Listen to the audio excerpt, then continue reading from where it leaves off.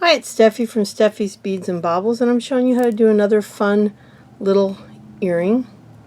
I'm getting used to filming upside down. But it's just another little Halloween themed piece that I thought would be fun. Something a little different with a rose. And you could use any type of large metal designed bead. These I've had for years, and I thought it'd be fun to use one and show you how to make this pair of earrings. So first thing I'm going to do is take one of my small looped head pins, and I'm just going to stick it through there. And luckily this is short enough that you don't even have to cut it. And I'm going to take my loopers. Now you can use the double looping. I just tend to use these because I like having the flat side. But the double looping ones work just as good. And you're just going to loop it around. And this is going to be the loop that you hook the ear wire onto. And so once you get that looped, you now have a loop at the top and the bottom. This is a real simple one, very basic, just showing you how you can take everyday beads and make a fun little holiday earring out of it. And if you have a bunch of beads in different colors, you can do this very easily. Now this one's too long, so you can see I bend it around and there's a lot of excess hanging over. So I'll just simply take my wire cutters, and then I don't want that little tab to go flying. So I'll kind of cut it so I know it'll be nice and short. And I just kind of stick it down onto the cloth so when I click it, it doesn't go flying. Trust me, they fly really far if you do it. And again, I'm just going to take and I'm going to loop this around and get it so that I try to get it so that it tucks into the bead. And that way you're sure to have it so it won't come out and the earring won't come apart, because that's one of the worst things when you have an earring come apart.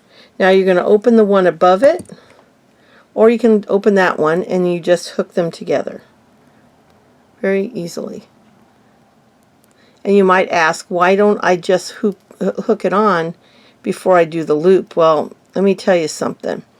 It is so much easier to close a loop when you do not have a wire through it.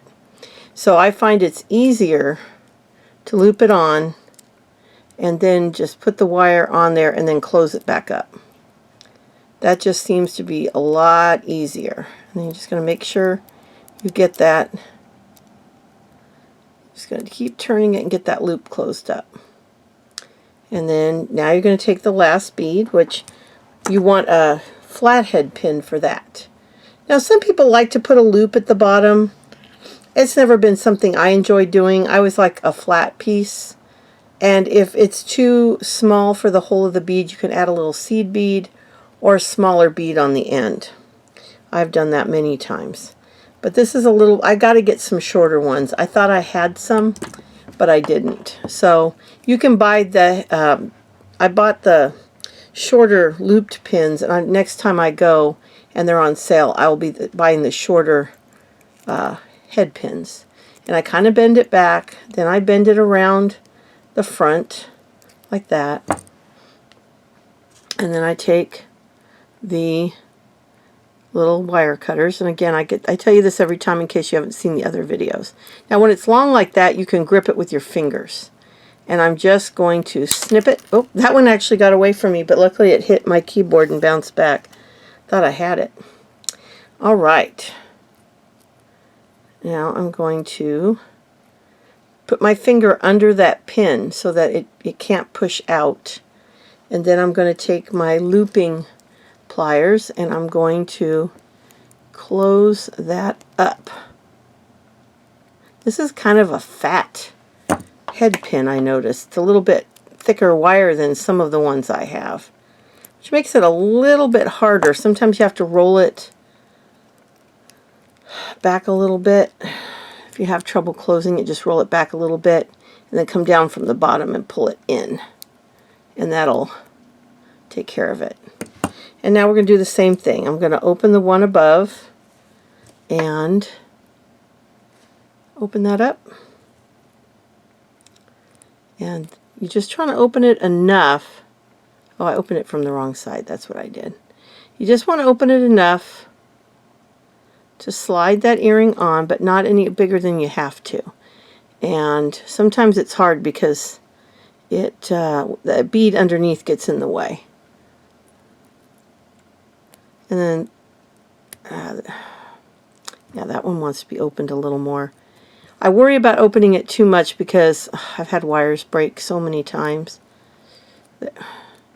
There we go. And then we're just going to close that back up and just get it to go back up in the beads opening. And okay, now we got to put the ear wire on, and you can do that one of two ways. This one happens to be open. I probably used it in a previous piece of jewelry, and then once in a while here. But if you don't have one that's already open, you can just open that loop, or you can open the loop on top of the earring. It depends on which risk you're willing to take, because I've had both break right off. But since this one was already open and it's new, I don't put them back in there if they've been worn. Sometimes I make a pair of earrings and later on take them apart. And then that's all you do. And since these are all beads that can move, I don't worry about which way the wire is facing or anything like that, because these are all beads that can move. It doesn't matter. And so there we go. There is our pair of earrings. And they were so easy, and they've got the nice oranges and blacks, and then the silver gives it a little relief from just being completely Halloween. If you have a black outfit and you want a little touch of color, or an orange or like an orange themed or autumn themed, little bit of black. They can go for autumn too, but they're more themed toward Halloween. So anyway, there's your pair of earrings, and you can do this with any beads you have. They don't have to be roses. You could have metal beads that are round. You could have a flat one that's kind of got a design to it. There's so many beads you can choose from. So I hope you enjoyed that, and I'll be back tomorrow with the next one.